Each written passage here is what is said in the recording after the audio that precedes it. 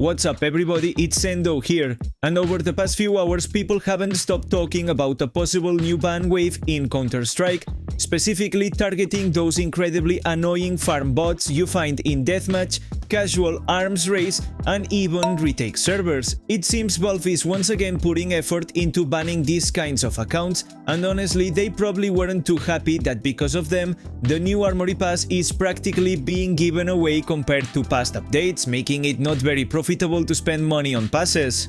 The bot situation has gotten so out of hand that there are even start buying services directly in China. You buy access to the account, open 2000 pass stars, and everything that comes out of that opening gets sent to your account.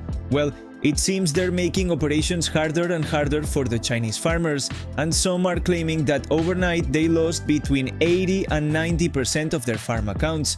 Today we're going to break all of this down in detail, because whenever Valve makes a move like this, it just so happens that a major game update tends to follow shortly after. So let's go! Tired of your old Counter-Strike skins? Whether you want to trade them or sell them, SkinSwap is the place for you. The key to SkinSwap is speed. In just a few clicks you can completely refresh your inventory or cash it out using multiple payment methods. And it gets better. When you make your first trade, you can get a skin worth up to $50, absolutely free. You can even buy skins directly from China at the absolute best prices on the market. Use my promo code sendoh to activate all your bonuses. Link is in the description. For the past few months, Valve has started being more aggressive with farm bot accounts. They collect information, let them farm for a few weeks without raising suspicion, and then suddenly they drop a ban wave affecting hundreds of thousands of accounts. This might seem like a good thing, but the reality is that the next day those same farmers pay for new accounts and carry on as usual. That's why Valve started not only banning the bot accounts but also following the trail and issuing trade bans on all the accounts where these illegitimately obtained skins ended up. It was no longer just the account doing the farming, but also the one selling. The problem with this whole method is that no matter how many bots they end up banning, waiting so long between ban waves means the usual thing keeps happening. The servers are infested with bot farms bothering everyone else who just wants a more casual experience. Every week it's the same. The game asks you to complete a mission like get 50 kills with the revolver while hopping on one leg in community deathmatch. And when you join, you find an entire farm running aimbot, making the mission even harder. Honestly, the logical thing would be for the anti-cheat to automatically kick a bot out of the match the moment it sees it doing that robotic route around the map, not for us to have to wait weeks for them to eventually get banned, if they even do. Right now, according to Aqua, a very well-known data miner in the community, player numbers in the casual modes have dropped a lot. In casual mode, around 12,000 players have been lost. Well, more accurately, bots, in less than a week. In deathmatch, around 18,000 bots have disappeared, and finally, in arms race, around 5,000 bots. If we add all of that up, we're seeing that a single ban wave eliminated roughly more than 35,000 accounts, which means who knows how many more accounts are out there farming drops or armory passes automatically every day. It's absolute madness.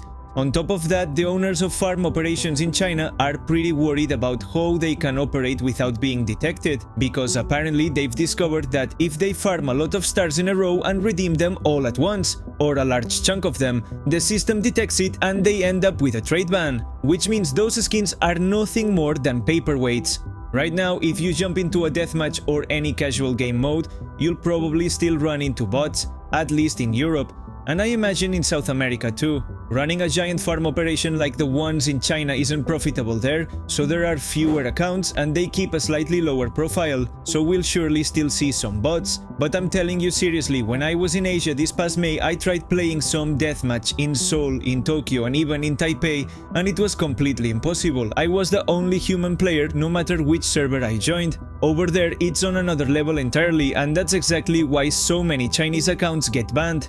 And with all this, nothing Valve does is without an apparent reason. Almost every time they do a big cleanup, it's because something is coming to the game, whether that's an Armory Pass update, which I doubt because it's too recent, but there's already a lot of speculation about a possible operation. I'll warn you that these are just rumors, although it's true that there are several mentions of operations in the game's code, but coincidentally, over in Team Fortress 2, they've announced a new operation called Operation Mooncrash, a community contest where artists will design all kinds of cosmetics, items, and even map assets inspired by a lunar base. This doesn't mean they're now going to do the same with Counter-Strike, since technically they've announced that the next pass will have a fairy tale collection and some stickers, but it wouldn't be bad at all to finally get an operation in the game after so many years, with the story missions and the whole experience an event like that brings. Technically, it's fairly hard to imagine, because Valve dismantled everything that made an operation unique and folded it into the game as regular features. On one hand, the operation menu is now the Armory Pass, where you redeem stars for skins, you get a lame weekly mission, and every 6 months, new community maps. Personally, and I think we'll all agree on this, it was way more fun to have an operation and upgrade your medal to diamond by completing all the missions. But hey, we'll see over the coming weeks whether this ban wave means they're finally going to do something with the game, or whether they'll just release more new skins and call it a day. As always, you'll find any news about the game right here on the channel, so you know the deal. Don't forget to subscribe to stay up to date with the latest on CS2. I'm Sendoh, and that's it from me for now. Bye!